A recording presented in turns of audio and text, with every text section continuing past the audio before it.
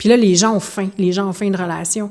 Les gens ont faim de vrai. Les gens ont faim d'humanité. Puis je pense que c'est vraiment un bon moment pour revenir aux bases, puis de revenir dans la création, puis de revenir dans l'approfondissement, puis dans la découverte de moi, je suis née pour servir tel type de personne, je suis née pour accomplir telle mission, puis de revenir à la recherche de ces mots uniques sans passer en premier par l'ordinateur.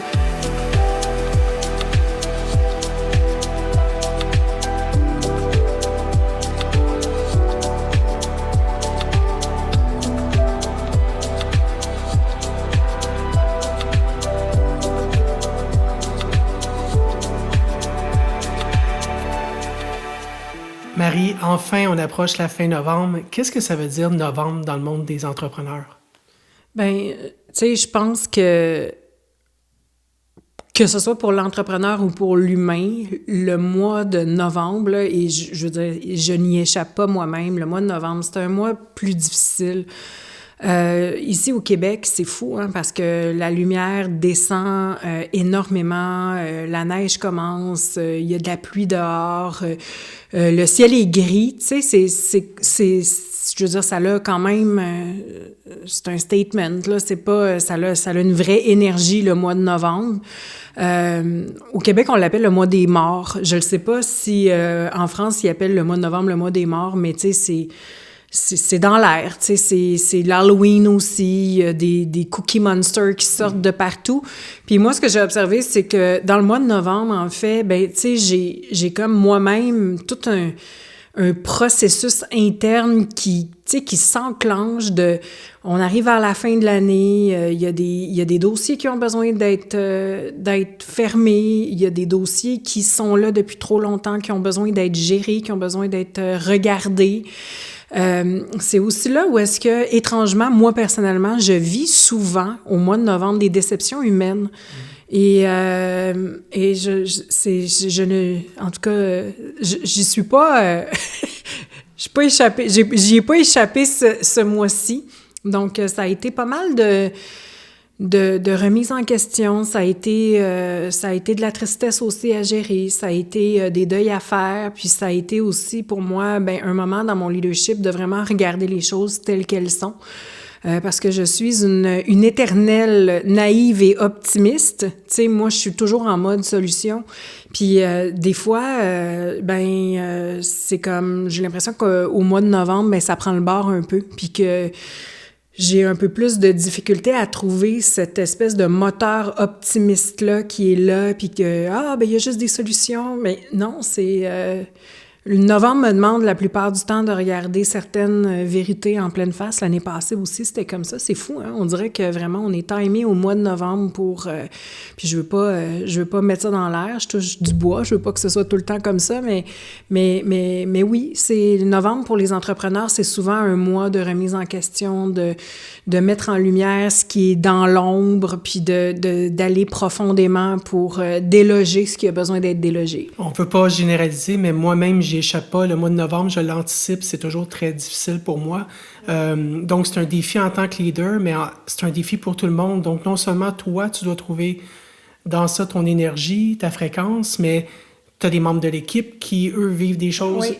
Il y a des clients qui vivent des choses. Oui, la plupart, tous les clients vivent quelque chose. Tu sais, tous les clients vivent quelque chose en novembre. Donc, on peut dire que les zombies sortent, là, puis on fait affaire avec beaucoup, beaucoup de défis en même temps. Oui, exactement. Puis, c'est ça. C'est ce mois de novembre-ci a vraiment a tenu ses promesses. Puis, je peux dire que même hier, j'ai reçu un message qui a été comme... Puis c'est OK, c'est novembre c'est la fin de novembre, mais là, je sens, par exemple, là, je sens qu'il y a une énergie, là, qui remonte. Je sens l'arrivée de décembre. Je suis remplie de foi pour le mois de décembre. Déjà là, moi, il y a quelque chose de beaucoup plus léger aussi qui s'installe à l'intérieur de moi. Donc c'est de cette énergie-là que j'ai comme envie de parler en ce moment. Puis comment tu l'abordes ce mois de décembre-là? Pour toi, pour tes clients, pour les entrepreneurs, comment qu'on fait pour finir l'année en force?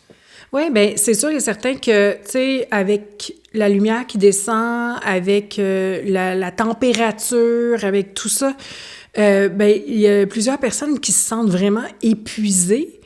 Puis, je dirais que, en fait, ça sert à rien d'essayer de faker autre chose que ce qui est là. Tu sais, moi, je suis pas du tout de l'école de fait semblant que ton état est pas là. En fait, moi, je suis de l'école de plonge dans cet état-là, va le regarder, libère ce qui a besoin d'être libéré, fais ton ménage, puis l'énergie va remonter après. Tu sais, c'est vraiment ça. Moi, je crois vraiment à ça. Fait que je pense que pour tous les entrepreneurs, tu sais, il y a un appel à, OK, ben allez-y, là. Si vous ne l'avez pas fait, il vous reste quelques jours encore, là. Allez-y le faire, là, allez faire la grande plongée dans les égouts. Puis, suite à cette plongée-là, ben après ça, ben la lumière va revenir parce que le ménage va se faire. Puis, une fois que la lumière revient, ben là, c'est vraiment de regarder puis de se poser la question, qu'est-ce qui est le plus jouissif pour moi en ce moment? Tu parles souvent de te donner de l'air. Hein? À ce moment-là, tu as besoin d'air, tu fais des actions pour faire de la place, faire du ménage, de te donner de l'air. Ouais. C'est quoi le genre d'action que tu fais pendant cette période-là, justement? Bien, en fait, moi, ce que je fais, tu sais, c'est que je me pose cette question-là. Tu sais, c'est quoi qui est le plus jouissif pour moi en ce moment? Tu sais, ça me donne de l'air. Parce que quand même que j'essaierais de suivre un modèle, quand même que j'essaierais de suivre quelqu'un qui me dit, OK, bien, pars cet événement-là. Si je suis, par exemple, très fatiguée en ce moment, puis que j'ai vraiment pas le goût de faire un événement, même si quelqu'un de très bien intentionné me disait « Marie, part en événement », ben je dirais « Non, j'ai pas la bonne énergie pour être en événement ». Donc, la question que je vais me poser, puis ce qui me donne de l'air dans les poumons, c'est quoi la façon la plus facile de faire rentrer de l'argent dans mon entreprise ce mois-ci? Qu'est-ce qui est le plus aligné avec mon état actuel? Qu'est-ce qui est le plus jouissif pour moi, pour mon équipe? Tu sais, si on a eu une grosse année, puis que c'est comme... On a passé l'été, pas l'été, mais on a passé l'année à nettoyer, puis à construire, puis que tout le monde est fatigué dans l'équipe, bien, ça me sert à rien de lancer une méga production en ce moment dans l'entreprise. Pourquoi? Parce que de toute façon, ça va être désaligné, puis on n'aura pas de plaisir à le faire. L'argent suit le plaisir. Donc, moi, ce que je fais, c'est que je me pose vraiment des questions, puis je me demande vraiment la question, c'est quoi? À chaque jour, je me pose cette question-là. C'est quoi la façon la plus facile aujourd'hui de faire rentrer de l'argent? C'est quoi la façon la plus expansive pour moi pour faire rentrer de l'argent aujourd'hui? Puis habituellement, ben c'est comme la réponse me vient. Des fois, ça va être en envoyant une infolettre à certaines personnes que j'aime servir. Des fois, ça va être en faisant un petit événement court, mystère et secret. Des fois, ça va être de partir en lancement parce que je suis pleine d'énergie puis que j'ai le goût d'être en lancement. Des fois, ça va être de créer un événement VIP underground. Des fois, ça va être de faire un concours dans mon équipe de vente en leur disant « OK, girls, je vous mets au défi la prochaine personne qui va aller chercher 3 ventes va se mériter tel prix ou tel bonus. » C'est comme des façons de faire rentrer de l'argent dans nos entreprises, il y en a tout le temps. Puis, tu sais, souvent, les gens, ils vont dire « Oui, mais là, c'est le temps des fêtes, là, tout le monde dépense déjà. » Mais oui, c'est le temps des fêtes, mais l'esprit est à la fête aussi. Les gens ont aussi des objectifs. Les gens aussi ont des objectifs peut-être qu'ils n'ont pas atteints dans leur année, puis qui se disent, ben écoute, moi, mon couple va moins bien, puis là, mon objectif, ben c'est de faire en sorte qu'avant Noël, ben ma relation aille mieux pour pas que ça crash dans le temps des fêtes, parce que je le sais ce que ça peut faire quand tous les mononcles et ma tante se ramassent dans un salon, puis que je suis déclenchée dans toutes mes blessures parce que je vois tout le monde. Ben peut-être que c'est une bonne idée de dire, hey, ton couple en ce moment, vous avez peut-être de la difficulté, mais profitez de l'avant-temps des fêtes pour vous assurer d'être solide pendant ce temps de l'année-là qui peut être plus challengeant. Ou ça peut être pour les entrepreneurs, ben est-ce que vous avez atteint vos objectifs financiers? Sinon, ben c'est peut-être le temps de vous mettre en action puis de mettre un plan de match en place pour pouvoir finir votre année avec vos objectifs. Donc, peu importe dans quel milieu on opère, On peut toujours utiliser ce dernier mois-là pour atteindre des objectifs qui n'ont pas été atteints, mais ça nous demande à nous, en tant qu'entrepreneurs, d'avoir l'humilité de faire, ben là, je suis fatiguée parce que j'ai pas nécessairement regardé ce que j'avais regardé en novembre, puis de faire le travail d'introspection, d'aller libérer ça, puis de retrouver un vent de fraîcheur pour vraiment attaquer ce dernier mois de l'année-là en puissance, en se posant la question, qu'est-ce qui est le plus juste pour soi? Oui, et rester créative et constante, c'est-à-dire que oui, tu es sensible à ton environnement, tu t'adaptes, tu écoutes ton entreprise, mais tu t'abandonnes pas pour autant. Moi, je ne m'abandonne jamais dans mon entreprise. Puis, en fait, je dis jamais, ça m'est déjà arrivé de rentrer en lancement puis que je le sentais pas du tout, puis ça m'a pris des mois à m'en remettre. OK, ça, c'est la vérité, mais ça, c'est terminé, puis ça, c'est derrière moi. C'est derrière moi, OK? Et ce que je veux dire par là, c'est que oui, j'ai fait des concessions sur ma santé mentale dans les dernières années, puis j'ai posé des actions alors que je ne sentais pas que c'était en alignement. Puis à chaque fois que j'ai fait ça, en fait, ça a été extrêmement violent, tant pour moi que pour l'équipe, puis de toute façon, ça n'a jamais donné les résultats qu'on voulait, OK? Donc, moi, ce que j'ai envie de dire, c'est, je donne aux gens cette conscience-là qu'il y a autant de façons de faire rentrer de l'argent dans une entreprise qu'il y a d'entrepreneurs. Donc, oui, c'est vrai, c'est super le fun d'avoir un calendrier avec des dates claires, mais moi, j'ai aucune idée de qui je vais être dans 3 mois, de où est-ce que je vais être dans 3 mois, de comment je vais me sentir dans 3 mois, de ce qui va s'être passé dans ma vie, quand même que j'essaie de prévoir tout le temps 3 ou 4 ou 6 mois d'avance qu'est-ce que va être ces mois-là. J'ai vraiment besoin de découvrir cette version-là de moi qui va être dans ces productions-là. Est-ce que ça va être un bon moment pour ces versions-là de moi? J'en ai aucune idée. Fait que pour moi, dans l'entrepreneuriat, j'ai toujours besoin d'une certaine agilité où est-ce que je peux vraiment prendre en compte où est-ce que moi j'en suis, comment je me sens, puis où est-ce que mon équipe en est pour que je puisse faire des choix qui respectent l'énergie de tout le monde. Je donne un exemple, par exemple, j'ai ouvert 3 places en décembre pour un accompagnement proximal avec moi qui va durer 1 mois. OK? Donc, ça va être 1 mois intensif avec moi. Donc, j'ouvre seulement 3 places pour cet accompagnement-là. Puis, pour moi, c'est jouissif de faire ça. Ça me tente de travailler avec ces femmes-là sous certaines conditions. Donc, j'ai besoin d'avoir des femmes qui respectent certaines conditions, mais de travailler avec ces nouvelles personnes-là, de rentrer en période intensive avec 3 personnes, pour moi, c'est jouissif. Mais si tu me disais, Marie, tu pars en lancement la semaine prochaine, je te dirais, non, oui, c'est pas un bon moment. C'est pas, ça file pas right, c'est pas juste. Puis je me suis aussi donné la permission parce que j'avais un lancement de prévu en décembre, je le sentais pas, puis je l'ai poussé à janvier. Puis j'ai créé autre chose qui est beaucoup plus en alignement avec mon énergie d'aujourd'hui, c'est jouissif, ça me donne de l'air dans les poumons de faire ces 2 événements-là, OK, qui sont pas comme mon lancement traditionnel, par exemple, qui me demande beaucoup plus d'énergie. Donc, je prends soin de moi, je prends soin de mon équipe. Puis en même temps, ben je m'assure qu'il y a des revenus qui rentrent dans l'entreprise parce qu'une entreprise sans revenus qui rentrent, ben c'est pas une entreprise. Et c'est là que ta créativité puis ton expérience rentrent en jeu parce qu'au lieu de toujours frapper sur le même clou ou d'avoir un seul modèle d'affaires ou d'avoir une seule stratégie, ben là, à ce moment-là, tu peux varier pour rendre ton environnement plus plaisant puis tes actions plus alignées puis plus... Exactement, puis aussi faire ce qui me tente vraiment. Tu sais, comme là, en ce moment, je suis vraiment dans un moment de ma vie où est-ce que j'ai le goût de servir. Tu sais, c'est ça que j'ai le goût de faire. J'ai le goût de servir, j'ai le goût d'être là, j'ai le goût de faire de l'accompagnement proximal. C'est ça que ça me tente de vivre. Ben, je m'organise pour que ça soit ça ma réalité. OK? Mais il y a peut-être d'autres saisons de ma vie où est-ce que non, je vais avoir plus envie qu'il y ait plus de personnes, d'avoir des coachs qui servent à ma place, puis que moi, je puisse, par exemple, écrire un livre. Tu vois ce que je veux dire? Et c'est correct de le dire. Oui, c'est ça. C'est qu'est-ce que, en ce moment, cette saison-ci de mon entreprise me demande ou qu'est-ce que j'ai envie ou qu'est-ce que j'ai le goût de faire, puis j'adapte toujours mon entreprise à ce que j'ai envie de vivre dans telle saison de mon entreprise. Donc, en ce moment, je me gâte. puis je fais ce que j'ai envie de faire, puis ça donne des résultats extraordinaires. Nos clients ont jamais eu autant de résultats. Pourquoi? Parce que je suis dans l'écoute totale, parce que je sers, parce que je me dévoue, puis ben vu que j'ai envie de faire ça, ben ça donne des bons résultats. Et j'imagine que les gens le sentent, c'est-à-dire c'est pas faux.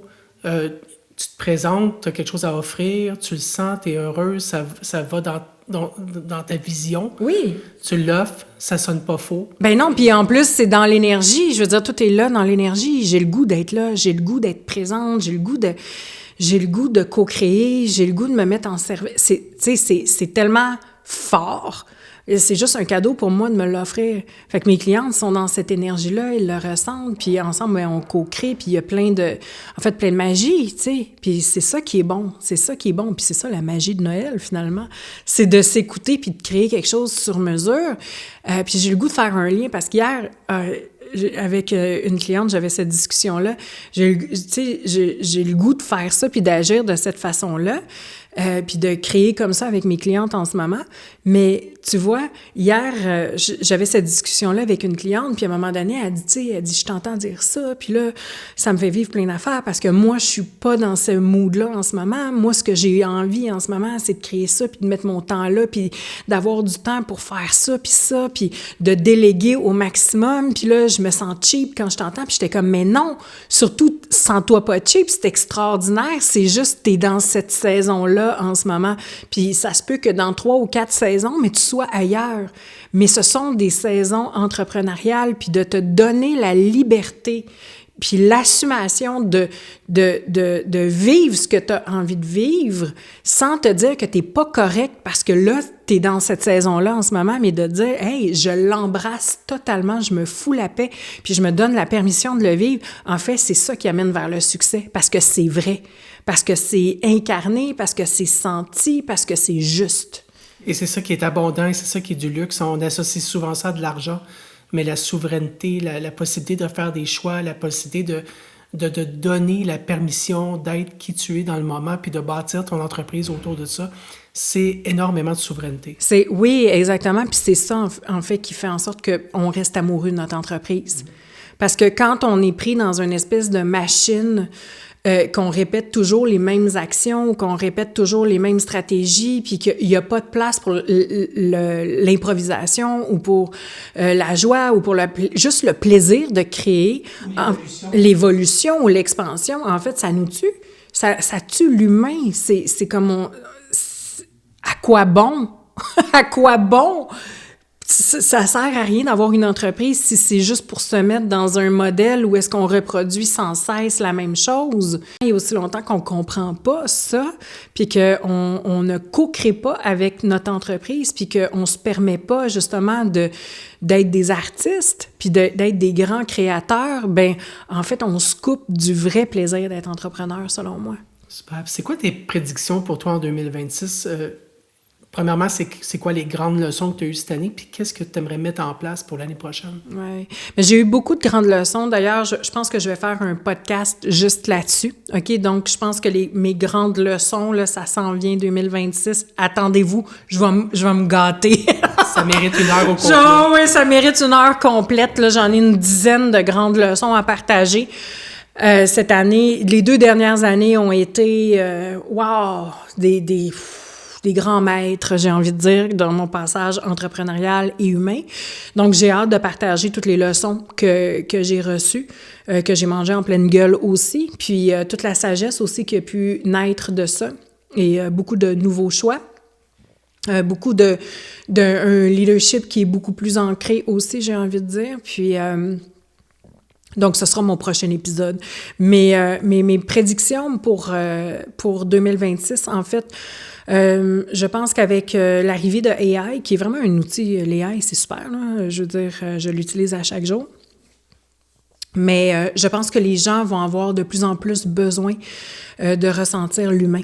Je pense qu'en ce moment, il y a énormément de déconnexion. Il y a des gens qui utilisent l'AI très mal et ça se ressent.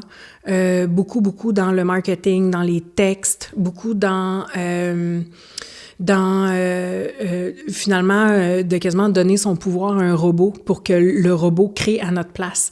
Et ça, on n'avait pas cette opportunité-là avant. Fait que moi, avant, en coaching, qu'est-ce que je faisais? Je travaillais pendant des heures et des heures avec mes clients à trouver leur message unique, à trouver leur couleur unique, à trouver leur zone de génie unique, à trouver leur médecine unique.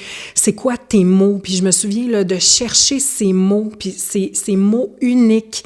C'était tout un travail qui permettait tellement un approfondissement, puis une connaissance de soi, puis en fait, ça passait le chemin de la découverte de sa médecine unique passait par la recherche des mots. Puis aujourd'hui, il y a plus jamais de clients en ce moment qui me demandent « Hey Marie, je trouve pas mes mots, je sais pas pourquoi, parce que les gens s'en vont directement sur l'AI, puis l'AI leur donne leurs mots. » Et ça, qu'est-ce que ça fait? C'est que j'observe que ça garde les gens vraiment dans une superficialité, et les gens ne font pas le travail introspectif qui est nécessaire, selon moi, pour créer vraiment des vraies offres qui sont uniques, qui sont profondes, qui vont avoir une véritable portée.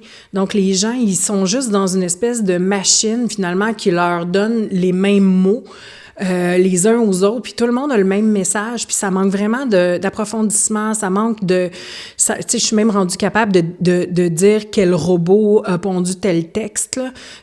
C'est fou, là, quand même, là. Tu sais, je suis capable de voir, OK, elle travaille avec le robot de tel coach qui a créé un robot. Tu sais, c'est quand même fou, là. Tu sais, quand t'es capable de dire, OK, elle se fait coacher par tel robot, là, tu sais, on est rendu là, on est rendu dans cette... Puis là, les gens ont faim de relation. Les gens ont faim de vrai. Les gens ont faim d'humanité. Puis je pense que c'est vraiment un bon moment pour revenir aux bases, puis de revenir dans la création, puis de revenir dans l'approfondissement, puis dans la découverte de moi, je suis née pour servir tel type de personne, je suis née pour accomplir telle mission, puis de revenir à la recherche de ces mots uniques sans passer en premier par l'ordinateur. Tu sais, pour moi, en fait, l'AI devrait être là pour... moi, j'écris des textes, puis après ça, je suis dyslexique, fait que le AI m'aide énormément dans la correction de mes textes, mais tu sais, c'est vraiment clair que moi, j'écris mes textes, puis c'est ça que les gens ressentent, c'est que c'est mes mots, c'est ma réflexion, c'est ma façon de voir la vie. Fait que les gens, quand ils lisent mes textes, c'est ça qu'ils ressentent, puis c'est avec ça qu'ils restent comme émotion. Mais je demande au robot, par exemple, tu corriges mes fautes sans toucher à aucune de mes idées et à aucun mot. OK? Donc, je demande vraiment au robot, puis c'est fantastique, ça m'aide énormément parce que le robot, finalement, me permet de pas être honteuse à chaque fois que je poste un post parce que je faisais beaucoup de fautes. Puis j'ai beaucoup de temps, je payais des gens presque temps plein pour me réviser, là. Tu sais, c'est quand même intense, mais ça m'aide énormément. Mais je trouve qu'en ce moment, ce que font les gens, c'est qu'ils donnent trop leur pouvoir au robot. Et ça crée des offres qui sont souvent... qui disent toutes la même chose, puis il n'y a plus vraiment l'expertise qui est mise de l'avant. Donc, les gens, en 2026, les consommateurs vont vouloir retrouver l'humain. Ça, c'est la première chose. La deuxième chose que je vois, c'est les méthodes toutes faites. Hein? Je te montre de A, B, C, D. Les gens ne veulent plus ça. Les gens ne veulent plus être mis dans des cases, devoir rentrer dans des cases. Ça, c'est vraiment passé date. Donc, les gens cherchent de plus en plus des offres sur mesure. Donc, ils ont besoin d'accompagnants qui sont beaucoup plus forts, beaucoup plus experts. On peut plus se fier à une petite case. Tu fais ça, et tu vas avoir tel résultat. Ça peut être vrai pour certaines stratégies, mais pas pour créer des offres, pas pour les gens cherchent de l'intelligence, de la vraie expertise. Donc, je pense que là, on entre dans une ère qui est vraiment une ère d'expertise.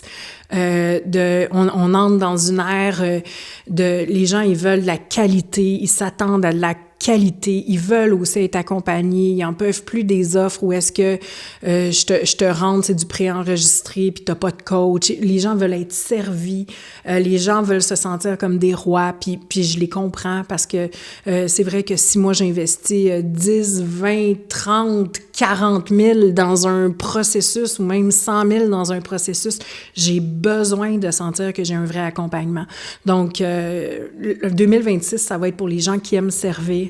Puis, je pense aussi que 2026, ça va être une ère où est-ce que tout le monde, on va être appelé à vraiment devenir de plus en plus originaux, de plus en plus vrais, de plus en plus créatifs, parce que les gens en ont vu d'autres, là. On s'entend, là, les gens, ils sont pas cons, là.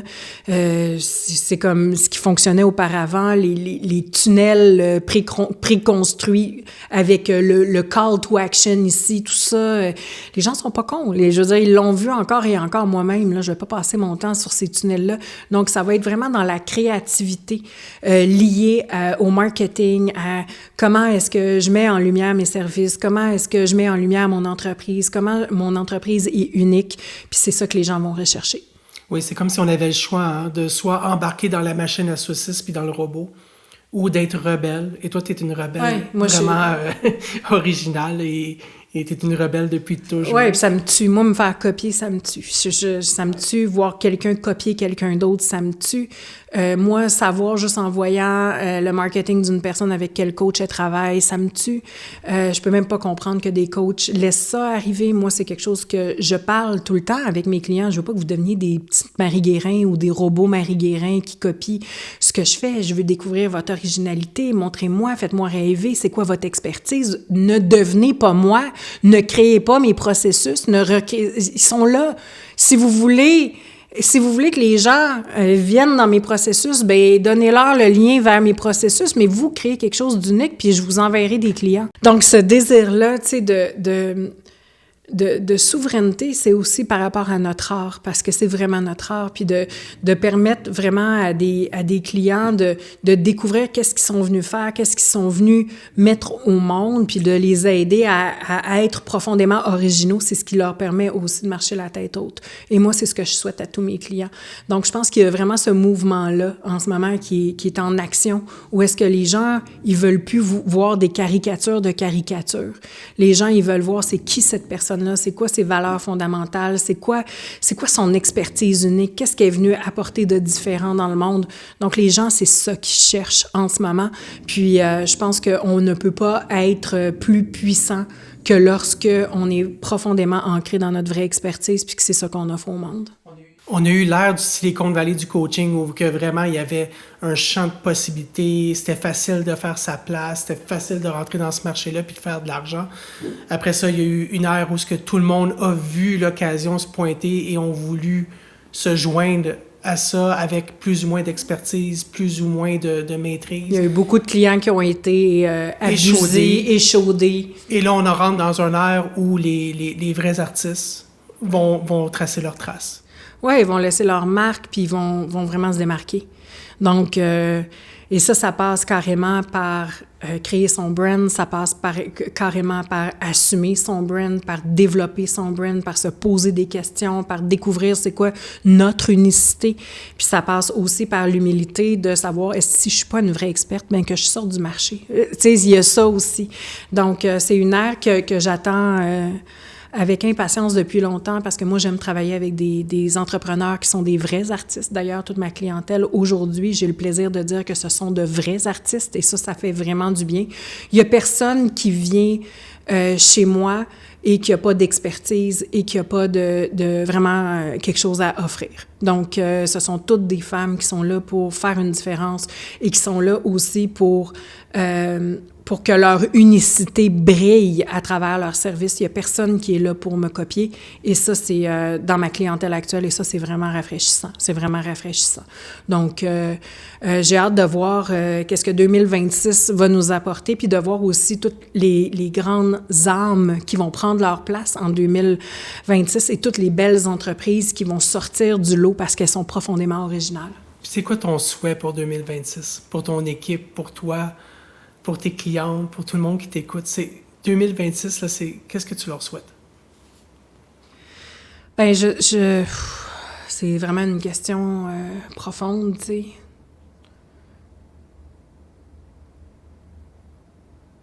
Bien, c'est encore la paix qui est là. En fait, ce que je souhaite, c'est que tout le monde puisse évoluer en paix.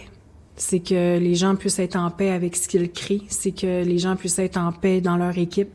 Que les gens puissent être en sécurité dans leur équipe aussi.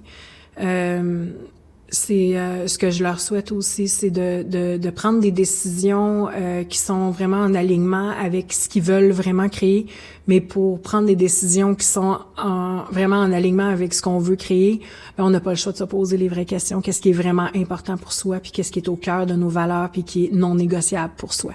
Donc, j'encourage toutes les personnes à faire vraiment ce travail-là, et c'est ce que je les encourage à faire, ce travail-là, ce travail d'approfondissement, puis de se poser vraiment les questions, des fois qui sont difficiles à se poser en tant qu'humain, mais c'est à partir de là qu'on peut faire vraiment des choix conscients qui nous amènent dans notre vie de rêve, puis qui nous permet de créer l'entreprise de nos rêves.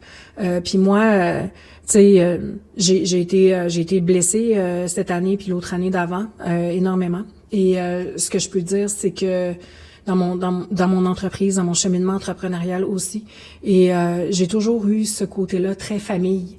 Tu le sais, ce côté-là très famille, qu'à un moment donné, j'ai dit même à un certain moment donné que notre équipe, c'est pas notre famille, puis mais dans mon cœur, dans ce côté familial-là, je veux dire, c'est ce qui me rend heureuse. C'est quand on est proche, quand on est une petite équipe, quand on travaille les uns avec les autres, quand on se développe ensemble, quand on devient cette espèce d'entité où est-ce que l'amour circule véritable, puis où est-ce qu'il y a un profond respect qui est là. Mais moi, c'est là que je thrive, puis c'est là que je suis bien. J'ai pas besoin d'avoir des employés avec qui j'ai pas d'affinité ou avec qui je partage pas des valeurs fondamentales. J'ai besoin d'une équipe qui est petite et une équipe de gens qui s'aiment, qui se soutiennent, puis qui sont là les uns pour les autres. Puis pour moi, c'est ça l'entreprise du Nouveau Monde. Je te le souhaite vraiment, Marie. Merci beaucoup. Merci.